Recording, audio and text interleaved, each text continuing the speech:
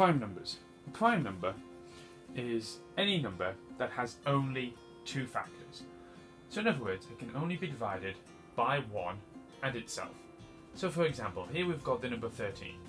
And if you took the number 13, the only two factors is 1 times 13 gives you 13.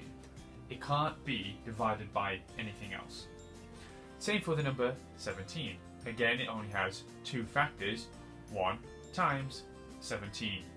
There's no other numbers that you can multiply together to get the number 17 that is a whole number. But then you also have to be aware of something that we call a composite number. Now, a composite number are all numbers that has more than two factors. So for example, we've got 10. For example, look, we can divide 10 by 1 and 10. We can also divide 10 by 2 and 5. Now let's have a look at a number. How about the number 27? Well, we can divide 27 by 1 and 27, and we can also divide it by 3 and 9. So these are composite numbers. One point to remember when looking at prime numbers is if a question asks you, is 1 a prime number? Then the answer is no. Because, by its own definition, a prime number is any positive integer, which if you remember the word integer, that means any number that's not a fraction or decimal. Okay, so any positive integer that is greater than 1 that can be divided only by itself and the number 1. Therefore, 1 is not a prime number because it is not greater than 1. Now, sometimes you might be asked to find the prime factors of a number. So let's show you how to quickly do that. So if a question says, find the prime factors of 15. Well, if you remember back to our video on how to find factors using a factor tree, it's essentially the same thing that you've been doing.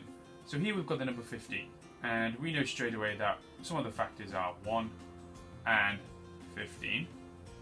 Alright, and we'll break this down. So we know we also have 3 and 5. And if we look at these numbers here, we can't break them down any further than 1 and 3. And we can divide 5 by 1 and 5. Now I know no other numbers multiply together to make 15. So therefore, we've got some prime factors here already, because we've got the number 1, we've got the number 3, we've got 5, and these are all prime factors because they can no longer be divided by any other number other than by itself and the number 1. So these numbers here are prime factors. Let's have a look at a different one. Let's say I wanted you to find the prime factors of 24. Well, here we've already started. We've got 1 times 24 is 24. If you remember back, we've also got 2 times 12. We'll also have 3 times 8. We might also have 6 times 4.